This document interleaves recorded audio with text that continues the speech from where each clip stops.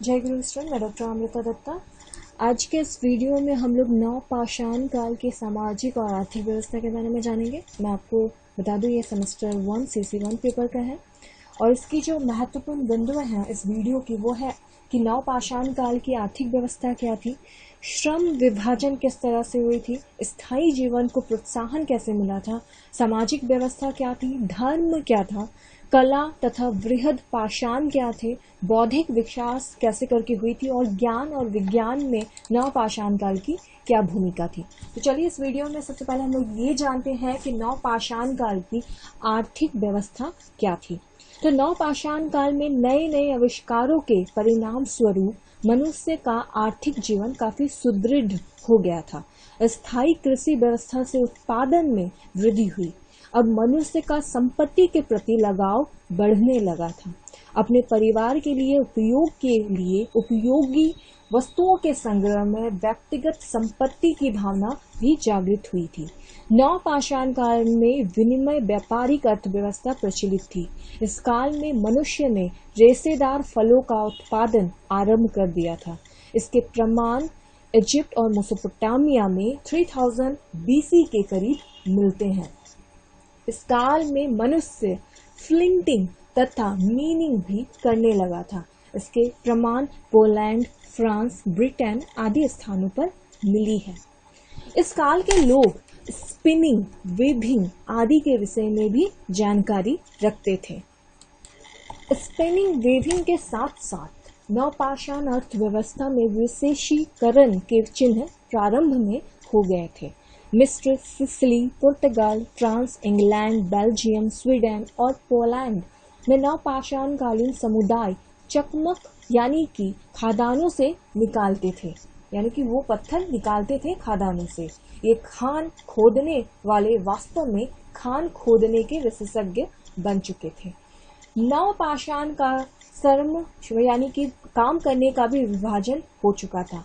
इन नवपाषाण कालीन समाजों में किसी प्रकार का औद्योगिक श्रम विभाजन नहीं था।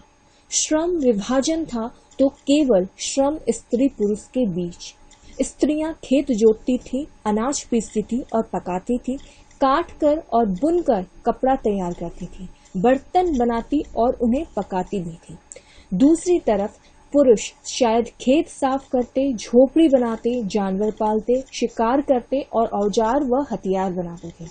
समाज में स्त्रियों की महत्वपूर्ण भूमिका थी और प्राप्त प्रमाणों के आधार पर यह अनुमान लगाया जा रहा है कि उस टाइम समाज मातृ प्रधान था। यानी कि नवपाषाण काल के बारे में विशेषज्ञों का यह मानना है कि नवपाषाण काल पुरुष प्रधान नहीं था बल्कि मातृ प्रधान थी। स्थायी जीवन को नवपाषाण काल में काफी प्रोत्साहन मिला था। यानी कि पूर्व पाषाण काल में मनुष्य अपनी उदर पूर्ति के लिए इधर उधर घूमता था, यानी पेट पालने या फिर भोजन के लिए इधर उधर घूमा करता था। परंतु नवपाषाण काल में कृषि कार्य, पशुपालन तथा नए नए आविष्कारों के कारण स्थायी रूप से रहना आरंभ कर दिया। स्थायी रूप से रहने के लिए उसे घर की आवश्यकता महसूस होने लगी। प्रारंभ में वह झोपड़ियों, घास फूस के पत्तों का घर बनाकर रहता था। यानी कि झाड़ियों और घास फूस के पत्तों के द्वारा बनाई गई घरों में नवपाषाण काल के मनुष्य रहा करते थे। पिट हाउस और मूड हाउस यानी कि मड हाउस यानी कि मिट्टी के बने हाउस। मड का मतलब बहुत बार कीचड़ बोला जाता है, लेकिन बहुत जगह में ये बोला जाता है कि मिट्टी के घर भी बनाए जाते थे के प्रमाण लगभग सभी नवपाषाण कालीन स्थानों पर मिले हैं। नवपाषाण कालीन यूरोप और एशिया की जनसंख्या छोटे छोटे समुदायों के रूप में गांव में रहती थी। नवपाषाण काल में सुरक्षा के लिए बस्तियां ऊंचे स्थानों पर बसाई गई थी। नीदरलैंड में पक्के मकानों के व्यापक प्रभाव मिले हैं। ऐसे घरों का नियमित रूप से पंक्तिबद्ध पाया जाना सामुदायिकता जीवन का द्योतक माना गया है। नवपाषाण कालीन विशेष रूप से उल्लेखनीय है। ये लकड़ी के खंभों को पानी में गाड़कर बनाए जाते थे। इनमें आने जाने के लिए सीढ़ियों का प्रारंभ हुआ, यानी कि सीढ़ियों का जो प्रबंध हुआ, बनाया गया, ये इसी टाइम में होना शुरू हो गया था। सामाजिक क्या व्यवस्था थी नवपाषाण काल में, इसके बारे में भी आपको जानना चाहिए कि नवीन आविष्कारों से मानव जीवन की सामाजिक व्यवस्था में भी महत्वपूर्ण परिवर्तन हुए। एक स्थान पर इकट्ठा रहने से उनमें सामाजिक संगठन आया जिसमें सब सदस्य मिलजुल कर कार्य करते थे। अनुमान है कि सामाजिक संगठन की इकाई कबीला था। हर कबीले के अपने अपने चिन्ह होते थे जिन्हें कबीले के सदस्य अपना आदि पूर्वज मानते थे। कुछ विद्वानों का अनुसार इस काल में राजा का अस्तित्व आरंभ हो गया था, परंतु इसके बारे में निश्चय पूर्वक नहीं कहा जा सकता। सामाजिक व्यवस्था में विवाह के नियमित व्यवस्था चल पड़ी। व्यक्तिगत संपत्ति की प्रथा से आपसी संघर्ष को बढ़ावा मिला। आपसी संघर्ष तथा युद्ध में जो शत्रु पकड़े गए, यानी कि बहुत सारी ऐसी चीजें थी जो नवपाषाण काल में शुरुआत में घटित हो रही थी, यानी कि वो उसी टाइम से ये सब शुरू हो रही थी। उनसे दबाव देकर काम कराया जाता था, जो भी लोग वहां पर पाए जाते थे, मतलब कि शत्रुता निभाने के लिए या शत्रु बन रहे थे। इस प्रकार गुलाम की प्रथा भी इस काल में शुरू हो गई। कालांतर में नगरों का भी स्थापना होने लगी। इस प्रकार नवपाषाण कालीन सामाजिक व्यवस्था पुनः पाषाण काल की व्यवस्था से काफी विकसित थी। हम लोग ये जाने कि नवपाषाण काल की धर्म क्या थी। तो इतिहासकारों के अनुसार कृषि के प्रसार के साथ साथ देवियों की पूजा प्रमुख हुई। मिस्र में मातृदेवी की पूजा की जाती थी। अधिकांश समाजों में मातृदेवी की पूजा होती थी। यहाँ मातृदेवी की मिट्टी की मूर्तियां और कहीं कहीं हड्डी और पत्थर की मूर्ति से स्पष्ट होता है कि ऐसी मूर्तियां मिस्र, सीरिया, ईरान, भूमध्य सागर के इर्द गिर्द, दक्षिणी पूर्वी यूरोप और कहीं कहीं इंग्लैंड में भी मिलती हैं। ऐसा माना जाता है कि वास्तव में ये मूर्तियां मेसोपोटामिया, ग्रीस और सीरिया में मिलने वाली मूर्तियों के पूर्वज को माना गया है। इंग्लैंड बाल्कन में पुरुषों को पत्थर या मिट्टी के लिंग बनाकर दर्शाया गया है।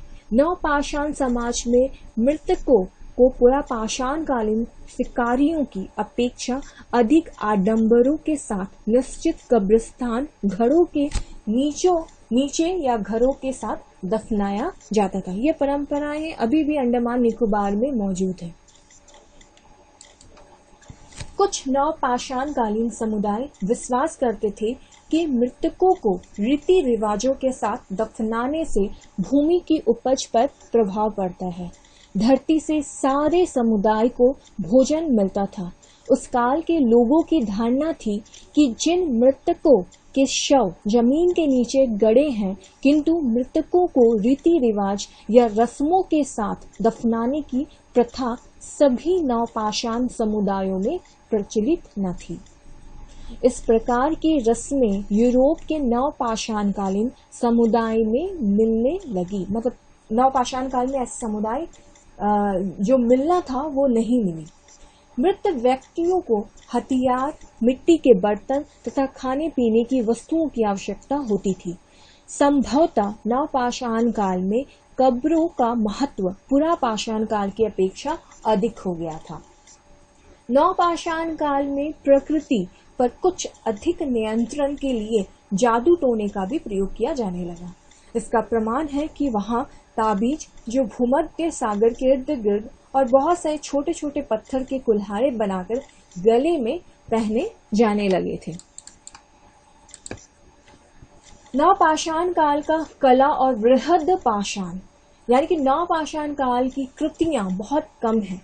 मिस्र, सीरिया, ईरान, पूर्वी यूरोप में कुछ नारी आकृतियां प्राप्त हुई जो मातृशक्ति संप्रदाय से संबंधित हो सकती तथा इस समय की कलाकृतियों ने सबसे महत्वपूर्ण स्थान बृहद पाषाणों को प्राप्त है। जो मृतकों को आदर प्रकट करने के लिए स्मारकों के रूप में खड़े कर दिए जाते थे। इस काल में प्राप्त मृतकों के साथ कब्रों में मृत भांड, हथियार, खाद्य सामग्री प्राप्त हुई है, जो मृतकों को आदर प्रकट करने के लिए स्मारकों के रूप में खड़े कर दिए जाते थे। इस काल में प्राप्त मृतकों के साथ कब्रों में मृत भांड, हथियार, खाद्य सामग्री प्राप्त हुए, जो ग्रेव गुड्स कहलाती हैं। इसके प्रमाण उत्तरी चीन तथा भारत में मिलते हैं। बौद्धिक विकास नवपाषाण काल में कैसे हुई, जिसके बारे में हम लोग जानते हैं। चलिए, नवपाषाण कालीन मानव की चिंतन शक्ति में पूर्व पाषाण कालीन मानव की अपेक्षा काफी वृद्धि हुई। वस्तुतः इस काल में जो भी विभिन्न आविष्कार एवं हुए, वे इस काल के बौद्धिक विकास का ही परिणाम था। किंतु भावों को व्यक्त करने के लिए इस काल में भाषा तथा लिपि का विकास नहीं हुआ था। यह सच है कि नवपाषाण काल में मानव का बौद्धिक स्तर काफी विकसित हो चुका था, लेकिन उनके व्यवहारिक तकनीकी तरीके निरर्थक जादू टोनों के आकर्षण में फंसे हुए थे। जैसे कि बहुत ही बुद्धिमान और सभ्य ग्रीक अभी तक उस दानों से डरते थे जो कि उनके मिट्टी के बर्तनों को पकाते समय तोड़ देता था, और इससे बचाव के लिए वे जादू टोनों का सहारा लेते थे। नवपाषाण काल में ज्ञान विज्ञान भी प्रारंभ हुई। जैसे कि इस काल के मानव का ज्ञान विज्ञान पूर्व पाषाण कालीन मानव के ज्ञान विज्ञान से बहुत ही उन्नत था। उन्होंने शताब्दियों के प्रयोगों और अनुभवों के द्वारा बहुत सी नई जानकारियां प्राप्त कर दी थी। नवपाषाण कालीन समुदायों के पास नए विज्ञान जैसे बर्तन बनाने का, रसायन विज्ञान, पेय पदार्थ बनाने का विज्ञान या कृषि से संबंधित वनस्पति विज्ञान और अनेकों ऐसे विज्ञान थे जो पुरा पाषाण काल में अनजाने थे। उन्हें इस बात की भी जानकारी थी कि कृषि का जलवायु से घनिष्ठ संबंध होता है। नवपाषाण काल वास्तव में एक क्रांतिकारी और युग प्रवर्तक काल था। इसे प्रगति का महान युग कहा जाने लगा था। इस युग में बड़े ही क्रांति आविष्कार हुए थे। ऐसा माना जाता है कि 18वीं शताब्दी की औद्योगिक क्रांति के पहले तक मानव सभ्यता इन्हीं आविष्कारों पर आधारित रही थी। प्रकृति पर विजय प्राप्त करने के लिए मानव ने इस युग में प्रयास किए। मनुष्य ने प्रकृति साधनों का प्रयोग करना इसी काल में सीखा, जिसमें उसमें नई आशा, उत्साह तथा उपलब्धि का संचार हुआ। इस काल में मानव सभ्यता का आधार वास्तव में स्थापित हो चुका था। इसी कारण इतिहासकारों ने इस युग को मानव सभ्यता का प्रथम क्रांतिकारी चरण माना है। इस काल के मानव में मनुष्यता तथा विवेक की जागृति हो चुकी थी, किंतु अभी तक उसे पूर्ण रूप में सभ्य नहीं माना जा सकता था। इस काल में सभ्यता के मुख्य तत्व का विकास नहीं हुआ था। इस काल में सभ्यता के मुख्य तत्व का विकास होना प्रारंभ नहीं हुआ था। नवपाषाण काल में पूर्ण रूप से ना तो राज्यों का विकास हुआ था और न ही राजा की शक्ति का उदय हुआ था। इस काल में धातुओं का केवल प्रादुर्भाव ही हुआ था, उन्हें प्रयोग में नहीं लाया जा रहा था। इस युग को मानव सभ्यता सोपान माना जा सकता है। यानी कि हम ये देख सकते हैं कि नवपाषाण काल में बहुत सारी स्थिति का विकास तो हुआ था, लेकिन उसका पूरी तरह से श्री गणेश नहीं हुआ था। वो शुरुआत थी, उसके बाद नवपाषाण काल की स्थिति ऐसा ऐसा, यानी कि उसके बाद यानी ताम्रपाषाण और कांस्य पाषाण काल में भी बहुत सारी स्थिति आई, लेकिन सिंधु घाटी सभ्यता जब शुरुआत है, यानी कि सिंधु घाटी सभ्यता यानी कि हड़प्पा सभ्यता, मोहनजोदाड़ो में पूर्णतः पशुपालन, कृषि, चाक ये सब का विकास हुआ। तो हम इस वीडियो में नवपाषाण काल के बारे में बहुत सारी विशेषताओं के बारे में जाने, यानी कि नवपाषाण काल की आर्थिक स्थिति, सामाजिक स्थिति, धर्म व्यवस्था, नवपाषाण काल में बौद्धिक विकास किस तरह से हुआ, ज्ञान विज्ञान की स्थिति क्या थी। तो हम लोग ये जान पाए कि नवपाषाण काल से ही हम लोगों की सोच का विकास हुआ।